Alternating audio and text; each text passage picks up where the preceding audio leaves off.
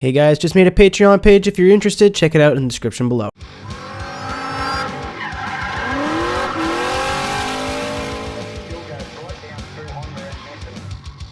What is going on, everybody? It's MrAeroHD here, and I hope you're having a great Friday, and welcome back to another episode of Dialed In. We are making progress, my friends. We only have about 10 or so more cars to go until business as usual has resumed. Again, I'm gonna wait till the list is near done, and then I'm actually gonna start recording videos as normal. But yeah, this is the Mitsubishi. I almost said it like a weirdo. Mitsubishi Lancer Evolution 6 GSR. I don't know if there's any other weird titles that I'm probably forgetting. Probably, but and it is rear-wheel drive swapped, of course. It is the same stock engine in it. And yeah, so let's get into it. This car is deceptively light. It is a four-door, so you figure it would be in like the 2,600 pound range. No, it is 2,200 pounds, ladies and gentlemen. This car weighs basically nothing. So for that reason, there's 275s in the back, big tire for this weight, and it's 200 or 530 horsepower, which is again big power for this weight. This car is either great or shit. It really depends on how it feels going into the corner. I have probably, but this car has a lot of like randomness to it. Like sometimes you'll be transitioning and it's like, not today, my friend, and then it just like twitches and spears off into a wall. Sometimes it transitions really, really well and hooks really, really well and gets lots of good grip. It just really depends on what mood the Evo's in, really. It's not predictable at all, but like it's kind of borderline fun for that reason, but like I didn't really enjoy it at first until I really got used to it. The engine's surprisingly strong. I didn't expect it to be as good as it was because it's, you know, 4-cylinder turbo making big power with cams.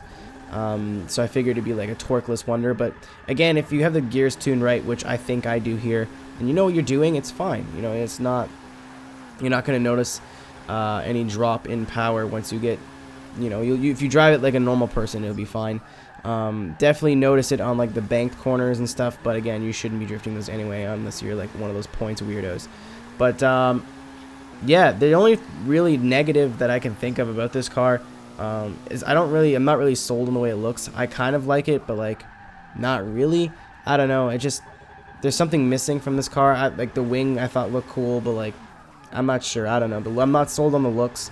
That and there's so much unpredictability to it. I like a car is fun and challenging, but still somewhat predictable. This is challenging, but sometimes it throws you left. Like it just snap transitions for nothing. And I mean, that's how Forza is. It's like, no, like a lot of my cars don't do that. This one does. And you know, other than that, you know, if you're a big Evo fan, I don't see any reason why you shouldn't go out and give this one a build. Speaking of build, that's a great transition. We're on sport tires here. 245s, I believe, in the front, and then 275s in the back. That's about as close as I wanted to get it. We're on BBS wheels. Just looked right for this car. 18 inches all around. I like this, one of my favorite color schemes too. Black and gold. Definitely. Oh god. It's like 3 in the morning, guys. Sorry about that. But yeah, I put the front bumper on it just to give it like a little bit more of an aggressive look, but there's not really much other choice. I love the hood. The hood looks great, especially when you're in game. You can see the red top of the motor through the hood. But again, rear-wheel drive. Everything else is race, so you guys don't really need to know that. We're mostly in the races here for performance for engine parts.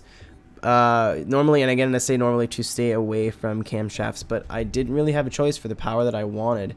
I figured because the tires were so big, for the weight that it is, that I would need all that power. And it turns out that, you know, it's actually a perfect amount of power. I don't feel like it's over or under powered at all. You know, you may want to put a little bit more power in it, but because how light this car is, which definitely has an effect on how twitchy it is, it's just not twitchy, but unpredictable. I wouldn't risk that biscuit.